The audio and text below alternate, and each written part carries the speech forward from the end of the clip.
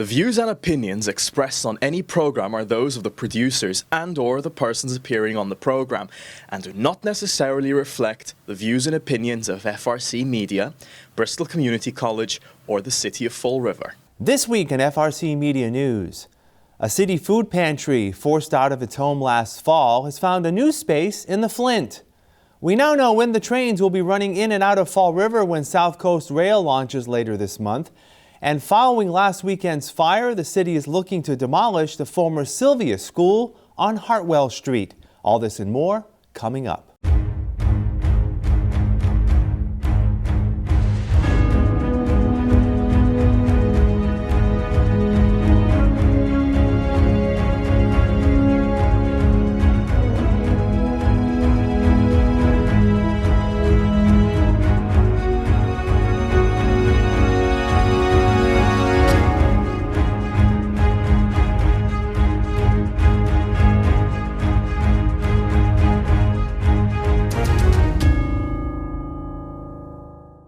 It's Thursday, March 6th, 2025. This is FRCmedia News.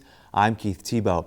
Displaced 6 months ago following the return of the former DeValsh School back to the city of Fall River, the Gates of Hope Food Bank has a new home in Fall River in the Flint neighborhood. The Flint Neighborhood Association purchased the DeValsh School in 2014 for just over $5,000. The organization planned to repair the building and use it as a community center. Under the agreement with the city, if the property was not rehabilitated, the city could retain ownership, which it did this past September. The move displaced the food pantry, which has had its base operation in Fall River for 10 years. Faith Scallion, director of the food bank, says the organization had over a year to plan for a new space, but a lack of funds limited its options. For some places, some organizations wouldn't be an issue, if they had, a lot of funding and or, connections to just move somewhere else, which unfortunately we didn't. So throughout the year and a half, we had brought some time, made people aware of what was going on, and we also were able to raise some funds, but not enough to find another location right away. So we were, like you said, it was a gut punch, and it was very upsetting to everybody, both our volunteers and the people that we serve. Fall River is obviously our base location. Our volunteers are from here.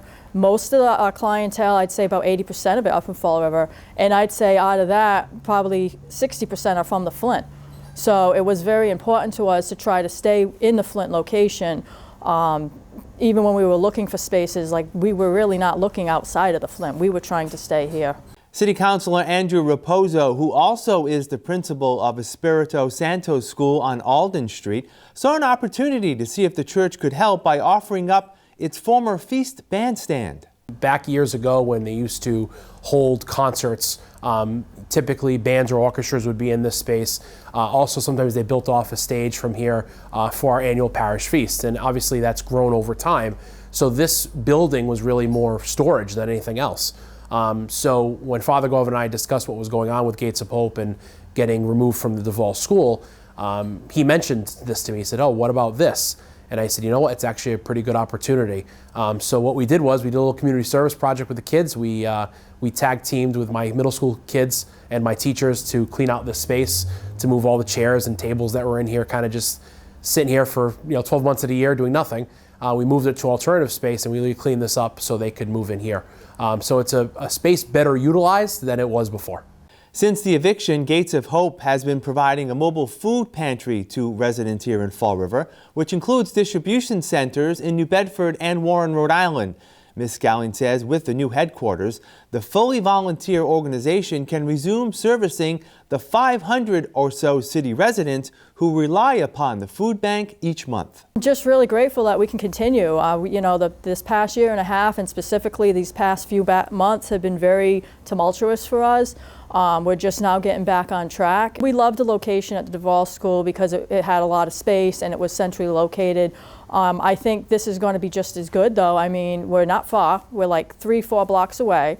So anybody who had to walk to the DeValsh School could absolutely walk here.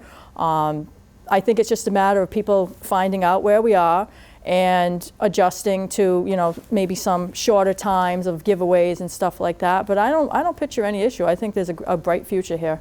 The food pantry officially opened this week, welcoming food distribution through appointments only. They can make an appointment by calling the number 508-837-1962. They can go to our Facebook page, Gates of Hope, Inc. And the hours of operation, we talked about this, me and the volunteers, but we're going to keep it the same hours, which are Tuesday through Friday from 2 to 4 p.m. Partial client choice. Some of it is pre-bagged, like the non-perishables are pre-bagged, and then we have, and it all depends on what comes in for donations, but we have frozen produce and refrigerated items. Those we offer at, people can take what they choose to take.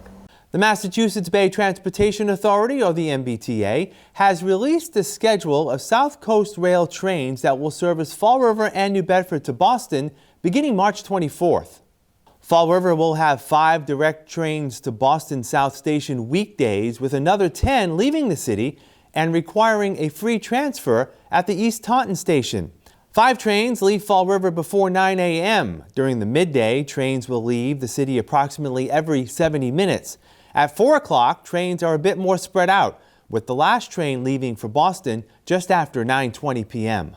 The weekday return trip from Boston features more direct routes without the need for the East Taunton transfer. Trains leave as early as just before 7 a.m., with 7 trains leaving after 5 p.m. The final train of the night returns to the Fall River Depot at 1:37 a.m. The weekend schedule is shorter, most with direct connections. 6 direct routes take travelers from Fall River to Boston on Saturday and Sunday, while 5 of the 6 return trips are direct. The final train on weekends arrives back in Fall River just after 11:30 p.m. Weekend fares one way will be $12.25 with a discount rate of $6. For the first month of service through the end of April, weekend fares will be free, then rise to $10 for unlimited rides. Parking will be free for all riders at the Fall River Depot for the first month while spaces exist. After that, parking will be $4 per day on weekdays and $2 per day on weekends. Fall River and state fire investigators continue to look into the cause of last weekend's fire that decimated the vacant former Silvia School on Hartwell Street. The city recently reacquired the property for sale and redevelopment. Mayor Paul Coogan says the cause of the fire is still unknown, but work will soon begin to tear down the building. There was no power to the building at all. There was no gas in the building at all. So it started in the core of the building. So I'm wondering, it had to be some individual in there getting warm, lighting a cigarette, horsing around. The fire department obviously did a great job, and now they're doing a great job with the investigation to find out what happened. They don't have it wrapped up yet, but they're obviously they've been in there a number of times since the fire, and they're trying to get an answer. It's an abandoned building. We were going to have to knock it down anyway. I don't know. Someone like I said was in there. They said one day they found some teenagers in there running around. So I'm glad. It's secured right now, but the faster we get that building down, the better the city's going to be. Fall River City Administrator Seth Aiken resigned last Friday following an unofficial internal investigation. Reports surfaced last week claiming Mr. Aiken had a stake in a private business that manages billing for municipal EMS departments, but not Fall River's. Mayor Coogan said Mr. Aiken did not follow the proper protocol in disclosing his outside interests. Whenever you get involved with a private sector company, you, me, everybody here, there are ethics forms you have to fill out so people know what's going on. For whatever reason, Seth didn't fill some of those out. It was not a good look, and in the interest of keeping the city moving forward without bogging everything down, he decided to resign. Did a nice job for the city. I wish him well, whatever it is. He's a capable lawyer. I'm sure he's gonna, land on his feet. So we keep moving forward. But it was like kind of a tough week between our CFO left on Friday and he was going the following Friday, and things are rolling along. But at the same time, we got a lot of good things going on in this city, and I'm not going to get down on it. People make mistakes. regroup, go forward. That's it. Mr. Aiken's resignation leads a hole in the mayor's administration. Seth left us a list with all the projects and things he was working on. We divided those up amongst different department heads and a chief of staff and myself, and we took an active role in all those things that he was trying to accomplish to make the city a better place to live. And like I said, we'll keep going forward right now. I don't know how this is going to end up. If I did, I'd probably be at a crystal ball factory giving people predictions. But right now, we're trying to stabilize city government and keep the city going. The mayor is unclear as to when a search for a new city administrator will begin. Mayor Coogan will deliver his 6th State of the City address before a joint meeting of the City Council and School Committee this coming Tuesday evening. The mayor gave us a preview of what to expect. I look at what's going on in education and public safety, and with our trains coming this month, with 79, I mean, now you can start to see the outline of the different parcels of land and what we're going to do down there. We're already got some good events planned at the City Pier this summer, so we're going to be talking about the positives in Fall River. We'll leave the negativity to others. Obviously, I'm not blind. I know the strengths and the weaknesses of the city. It's our job to lift up the weaknesses and our job to promote the strengths, and we're going to do a little bit of both in that speech. We'll have a complete recap of the mayor's address on next week's show. This week, the Fall River School Committee was presented a proposed $273.9 million budget for the fiscal year that begins July 1st. The spending plan is $27 million more than this year's allocation. During her presentation to committee members, School Superintendent Dr. Tracy Curley laid out to the committee what makes up the budget from state and local resources. The state determines a minimum amount to be spent on education. That's the foundation budget. The city contributes what it can as determined by the state. That's the required local contribution. And then the state aid makes up the difference. So they're just making up what's left over. So it's really important to recognize that the state aid figure, that Chapter 70 money, is a resulting figure. It's the result of finding the difference between what's required and what the city can afford to pay. And there are 6 factors that actually contribute to what ultimately means that Chapter 70 aid. Impacting the foundation budget are enrollment, the wage adjustment factor, and inflation. And then impacting that required local contribution are things like property values, income, and municipal revenue growth factor. So as part of the presentation, we're really going to focus quite a bit on the enrollment because it really is the cornerstone of the funding for us. It's a base factor. There's a base factor for all students, and then there are some incremental adjustments that are made for some student groups. And so we're going to take a look at the impact of enrollment on that foundation budget. Most of the money in the budget comes from the state, while the city of Fall River is scheduled to contribute $43.1 million next year, a $2.5 million increase over this year. The city has been the beneficiary of a change in the state's education funding formula, which resulted in millions of dollars of increased funding over the last 5 years. The budget is primarily based on the number of school-age children in Fall River and their socioeconomic demographics. Dr. Curley says the district has also benefited from an increase in school-age children in recent years, yet is cautious as to whether that trend will continue. From October 1 to October 1, we did see a 435 student increase over last year. And so that remains a consideration for us as well. We're taking a look right now at the patterns this year compared to last year. Just numbers that were shared just today show that we might not see as much of an influx. The enrollment numbers over the last month look a lot different than they did just a year ago in terms of the student in-out numbers. And so that's something that we need to take a look at over the course of the next few months as well. This week, Bristol Community College welcomed Dr. Sedgwick Harris as he begins his tenure as the college's 5th president. Dr. Harris is spending his first few weeks on the job, learning more about the college and its 4 campus locations. I've been really sitting down with a lot of the staff, as we did today, and talking about, what our plans are going to be. A lot more people, a lot more shaking hands, but really the same message and making sure that our students understand that we're here for them. Achieving the success of our students, making sure that they get what they need, seeing them transition on either into the workforce or transfer on to four-year colleges and universities, but really making sure that their experience is a positive one and making sure that they use their experience to the best of their abilities in the communities that we serve. We'll have more FRC Media News after this. Here are some job descriptions on the latest hot jobs list from the Mass Hire Fall River Career Center. Host, Applebee's, located at 311 Plymouth Avenue, seeks a full-time host, responsible for greeting guests as they arrive and showing them to their tables. Job number 222-20470. Co-op HVAC Associate, Filch Engineering Incorporated, located at 381 Pleasant Street, is looking for a full-time co-op HVAC associate to assist the mechanical technicians on the installation, repair, and preventative maintenance for commercial rooftop HVAC units. Job number 222-25774.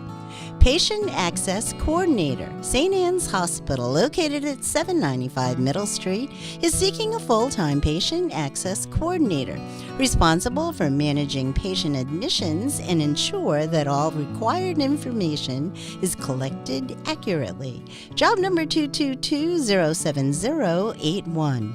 Retail Sales Associate, Gap Incorporated, located at 520 William S. Canning Boulevard, is looking for a full-time retail sales associate. For more information, call 508-617-4032. Pello Windows and Doors, located at 1325 Airport Road, has an immediate need for the following full and part-time positions. Showroom Specialist, job number 222-25664. Windows and Doors Installer, job number 222-25622. For more information about these or other positions, visit Mass Hire JobQuest at jobquest.dcs.eol.mass.gov or call the Mass Hire Fall River Career Center at 508-730-5000. My name is David Perry. I'm the president of the Greater Fall River Food Pantry. And what we do here is we provide food to clients that are in need. We're always trying to get more people involved in what we're doing, and we're trying to concentrate on youth. And it's all about helping people, and that's what we should all be doing, is helping someone. So it's a great opportunity for them to, come down here and give us a couple of hours a week. It's not long; it's 2 hours a day. And once they start volunteering, it's like a family. It really is. So getting these younger people involved. It's just great. It's great to see. It's great to have younger generations seeing what's going on in the real world, as we call it, and helping out. I've gotten a new outlook on the community. I've been able to see all sides, helped me learn just a lot about Fall River as a whole. We like to get students in from 14 years of age and older. It's not about the Greater Fall River Community Food Pantry. It's about what the Greater Fall River Community Food Pantry does as an outreach. We want to reach out to the community. Most schools require that the students put in volunteer hours. We're a perfect example of receiving those students, and that way they get their hours accredited, and it gives them a good learning experience. Volunteering here made you feel good, felt like you were helping out the community, and also it really helped me out with making my application stand out with having volunteer hours on them. Like when I'm applying for jobs, I've been on the hunt right now, and I've done a lot more interviews since I did charity work here. Makes you really stand out, and also just feels good helping out the community. I love hearing other people's lives, how other people live, other people's families. It's interesting, and I really like to do this work. Come down and see what it's like. Come down and take an opportunity to help someone else. Come and see what's really happening in the world out there. Time once again to get an update on what's happening in Fall River real estate and economic development news. I'm joined, as I am, weekly by Kevin Lawrence. He is the editor and publisher of Fall River Development News. You can find that on Facebook. Kevin, how are you this week? Very well. Glad to be here, Keith. All right, we got a busy week. Let's get right to it. First on the docket is it looks like Fall River is going to soon be opening its 10th cannabis dispensary. Tell us about it. You are correct, Keith. The city's 10th cannabis dispensary set to open on Lewiston Street. This is adjacent to the Fall River incinerator. It's going to be inside the historic Chase Mill, which was constructed back in 1872. There's a U-Haul moving and storage facility on the site, as well as Sherrill Wagner International. They do some manufacturing in that mill as well. This is an outer building. It's a white structure. You're showing it to your viewers right now. They've also repaved the parking lot, and they've done some exterior facade improvements. The name of the business is going to be called The Agriculturalist, which is set to open on 1 Lewiston Street. And according to their website, they say they're cannabis for grown-ups, which fosters a cannabis community that provides high-quality products and safe spaces for regular consumption, free from judgment. So that's their tagline, and they should be opening up soon. The business is ready to go. Next up, people may remember the Globe Mills, which used to be like a mini department store in a mill off of Globe Street. And that has gone through a number of development changes over the years. And there's another one that's going to be coming up soon. Yes, this is 460 Globe Street, to give the precise address. It's being eyed for a residential market rate housing redevelopment. Masscan Capital, they are proposing 89 apartment units on the site. 80% of those will be market rate. The other 20% will be affordable housing. The mill complex was constructed back in 1881. They were looking for historic tax credits as well. The building currently houses a flea market and a billiards club. There was also a furniture store in there recently. They hope to begin construction in the spring of next year and have the new apartments completed by the fall of 2027. They're also planning to put in new windows and doors at the site on the exterior of the complex. So that's kind of exciting. Redevelop a blighted mill that needs some attention. Yeah. Like I said, there were, as you mentioned, there's a number of businesses that were in there, the furniture store, and there's a lot happening in that mill throughout the years. I remember it again as a little kid going in there to buy, it was like a mini department store. It was called Globe Mills. Okay. And it was similar to, again, history-wise, people who may remember Arlen's.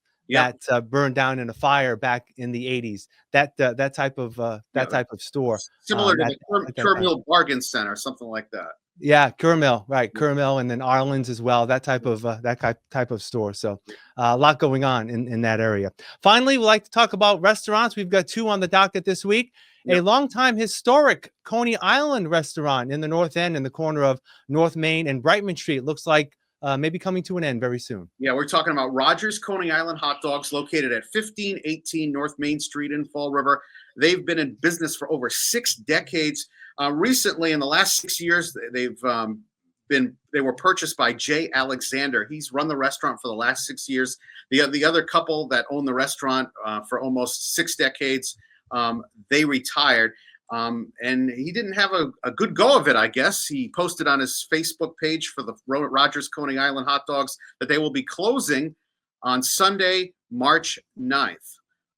He cited COVID as being one of the reasons, and he just couldn't get the business back to where it needed to be, apparently, and they're closing. Not many details on it as to why, but he cited COVID, and they just haven't been able to regroup and bring back the business the way the previous owners had it.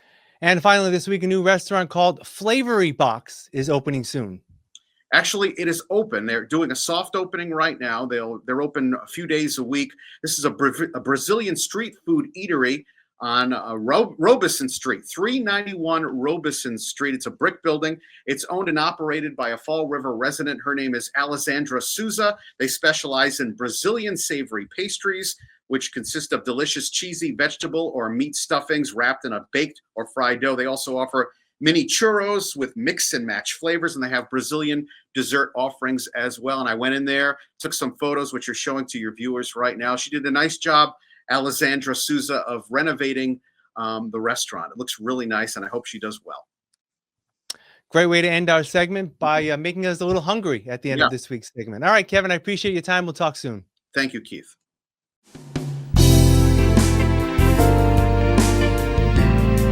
Hello and welcome to Hot Dogs and Cool Cats. This week we have a room full of kittens. Most of these guys are from our last Puerto Rico transport that we just got in. We got a couple different types of varying ages here. We have Tinsel, who is a tabby. That's going to be the one down there. He's 23 weeks old. We got a couple 6 months old in here, 7 months old, 8 months old, so pretty good range if you're looking for a kitten on the older side. These guys are still very playful for being on the older side of kittens. Don't let the 8 months fool you. They still have plenty of energy, very loving, very playful, very outgoing. As you can see, they all do really well with other cats as they're all in here in a free roaming room together, and they've been really great together.